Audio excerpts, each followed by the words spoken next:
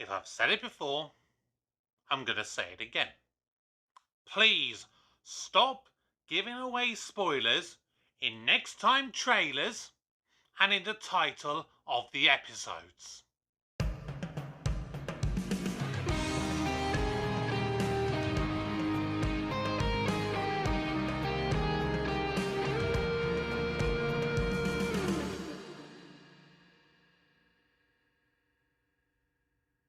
Hello everybody, welcome back to the channel. My name is Kevin, I am a geek, you are watching Kevin the Geek, and it is time for another Torchwood Tuesday for my latest review.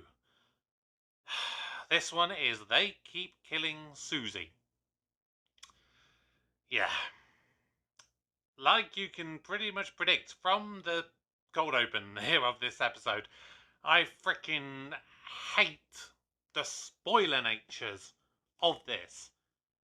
Now, the annoying thing, okay, is they know that this is a big spoiler. So that when they sent out the pre-episode to journalists and things like that at the time so that they could give their reviews on it before doing the the actual kind of episode, they omitted the last part of the title of the episode. They called it They Keep Killing. They left off the word Suzie. So when they watched it, it was a surprise. And then they made it very clear, do not spoil it in your reviews that Suzie is coming back. And yet, what they do in the previous episode, Greeks Bearing Gifts, you have, right at the end of the episode, a next time on Torchwood moment. They do the trailer, right at the end, of course, they have with Jack, we've been talking to the wrong corpse. Let's bring Suzie back. Wink, wink, wink. But even if you manage to miss it, there comes up on the screen in big, beautiful white letters, They Keep Killing Suzie.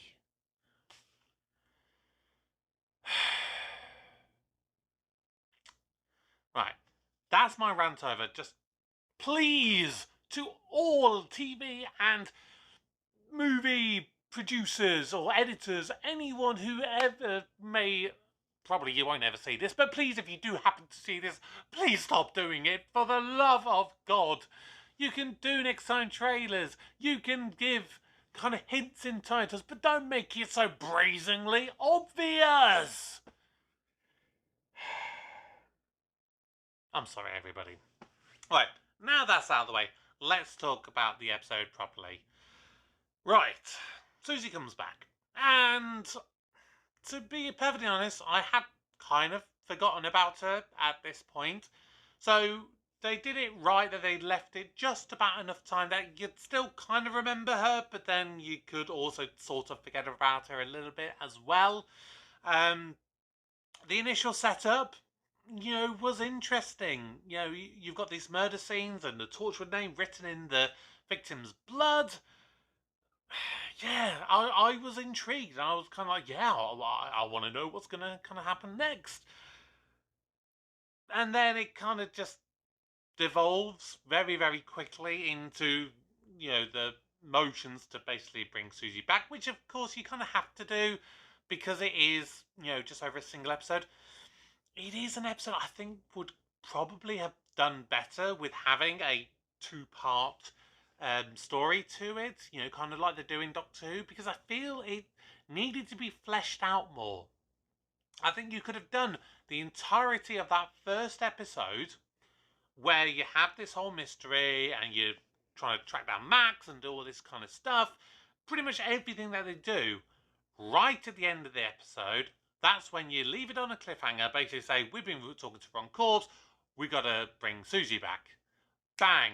Major cliffhanger, next episode, you know that it's already now going to be happening because you've had all this build up, and then of course at the time we didn't have streaming and stuff, you literally had to wait a week, so all the people would be going, oh my god, did you see last week's episode of Torchwood? Are you going to watch this? It's proper talking point then. But yeah, as it was, the first portion of it just felt really, really rushed. Actually, you know what? I kind of feel the whole episode was.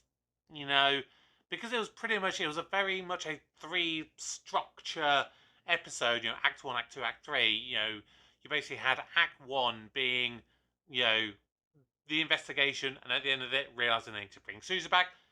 2 is, they've brought Suzie back, and then, oh my god, now, why is she suddenly kind of getting better? And then you have the final bit, which, okay, I will say, the twist of her killing her dad, it was shocking, because you had this whole build-up thinking, oh, she wants to go see her dad, he's dying, but no, she wanted to come back so she could actually kill him.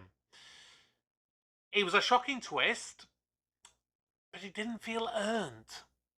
It didn't, because literally until about halfway through this episode, that's the first moment that you kind of have anything. Maybe if they'd kind of set it up, even in the very first episode of Torchwood, yes, I know it would have been quite difficult to fit it in, because, you're juggling so much already in that episode, let alone trying to add this in. But again, this is the kind of thing, had it been maybe a 2-part story, you could have had the first thing, and they're learning about Suzie and why, she was going to these meetings, and they learn about the dad, and maybe Gwen goes and sees the dad, and she realizes he's in the coma, and all this kind of stuff. It just would have given something more to the episode, and it just would have lifted it, because I think had you done pretty much all the same stuff, but extended it out and built on it more over 2 episodes, this could have been arguably some of the best stuff in Torchwood. I really do think so. It had all of the potential, but it just lacked enough, and I think as well, I think the thing with Gwen, the fact that she was dying, I didn't feel that there's any stakes there, and I still didn't on this rewatch. I just felt it needed more. And again, maybe this was in the second season, we've got to know them more. I think it could have been a situation where we really could have, had an impact. And particularly, and the reason I say that with the second series, because Suzie was going to come back again. Again, in the book, the Doctor Who, the Writer's Tale, Indira Verma, who played Suzie, she was originally scheduled to come back, and so they would have been the 3rd appearance of Suzie, or the second, regeneration, bringing her back to life. And the reason that they didn't do that in the end, ultimately, was because of the fact that she was pregnant. That's it. That's a simple reason. And so they had to scrap that idea. And of course, then that changed then into what they did eventually with Owen. Would I have liked to see that, though? I don't know. Based on this, I don't know. Because if they did pretty much the same kind of thing, I don't think it would have worked for me personally. It's, really difficult one. I mean, the rest of the stuff with this episode, I don't really know what you can really say too much with, Owen, Yanto, Tosh. They were just there. They were supporting in the background. Jack had a bit more to do, and he did have some interesting conversations with Gwen, which seems to be the key thing here throughout this first season. But, yeah, it was mainly the Suzie and Gwen show, and they did a reasonable job in what they had set out to do, but there's just ways that I would have tweaked it and make it better if it was me writing it or kind of directing it or in charge of it or anything like that. But hey, I'm just a geek. Those are just my thoughts. What are your thoughts? Please do drop comments down below, like the video, hit that subscribe button and turn on notifications. Please do remember to join me on Wednesdays as well for my Doctor Who Wednesdays, among other things I do on the channel, so do not miss anything out. There's lots of playlists, so go back, check out all of my previous videos. But until next time, my name's Kevin, I am a geek, and you have been watching Kevin the Geek. Goodbye.